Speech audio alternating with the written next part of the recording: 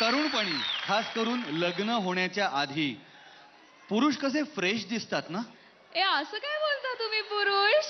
म्हणजे लग्न चांगलं असतं, वाईट नसतं काही. हो हो. तुला सांगतो, परवा एक माणूस पुस्तकांच्या दुकानात गेला आणि म्हणाला, काय हो तुमच्याकडे नवरा घरातला वाघ हे पुस्तक आहे का हो? कुठलं कुठलं? नवरा घरातला वाघ. त्यावर दुकानदार असं म्हणाला, काल्पनिक पुस्तकांचं सेक्शन पुढे आहे. काही काल्पनिक वगैरे नसतं आणि तुम्ही पुरुष काय कमी नसता बरं का. काय झालंय? मी एका फंक्शनला गेले होते. 50वा लग्नाचा वाढदिवस होता. मी त्या काकांना म्हंटल की अरे वा किती छान, तुम्ही 25व्या लग्नाच्या वाढदिवसाला कुठे गेला होतात? तर ते म्हणाले, मी आणि माझी बायको ना अंदमानला गेलो होतो. वा काय खुश झाले मी. म्हंटल मग आता 50वा लग्नाचा वाढदिवस कसा साजरा करणार? त्यावर काका म्हणाले, आता विचार करतोय तिकडनं तिला घेऊन यावं. बरं जाऊ दे या सगळ्या गोष्टी, आपण जरा रोमॅन्टिक गोष्टी करूया. काय मस्त वातावरण आहे. रोमॅन्टिक गोष्टी करायला मी कायम तयार असतो. समज तुझ्या समोर एक सुंदर तरुणी आली. अगं समोर कशाला, माझ्या बाजूला एक सुंदर तरुणी आहेच ना. Thank you thank you. पण अशी साधी सुधी नाही, मग एक सुंदर तरुणी, म्हणजे चिंब भिजलेली. वाह वाह, बोलत राहा. वाह, म्हणजे अशी भिजलेली, तिचे कपडेही भिजलेले, केस भिजलेले, गाल भिजलेले, सुंदर भिजलेली तरुणी समोर आली तर तुला काय वाटेल? तिला नक्की सर्दी होणार, ताप येणार, आजारी पडणार ती. किती अनरोमॅन्टिक झालायस तू. अगं लग्नाचा विषय काढला ना की असंच होतं माझं. पण आता जी गायिका तुमच्या समोर येणार आहे त्यांनी तूच काय, लातूरकर सुद्धा रोमॅन्टिक होणार आहे. जोरदार टाळ्यांनी स्वागत करूया अमृता नातूचं.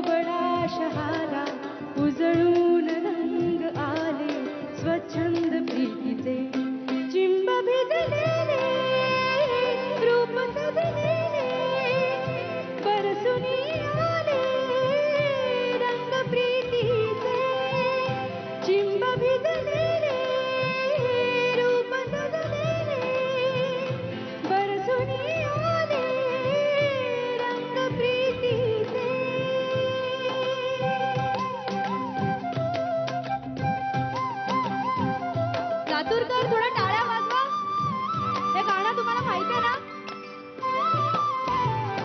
ओढता केराट सारे अंतरी सुख बोले, सप्तरंगी पाखरू है इंद्रधनु बनाले, लाटही वादळी मोहुनी जाते, धीमिती लाडकी भोवरा होते, मन दाखून रिमझिमणारा, मन अत्तर तरवळणारा, ही स्वर्ग सुखाची तारे, हे गीत प्रीतीचे, चिंब भिजले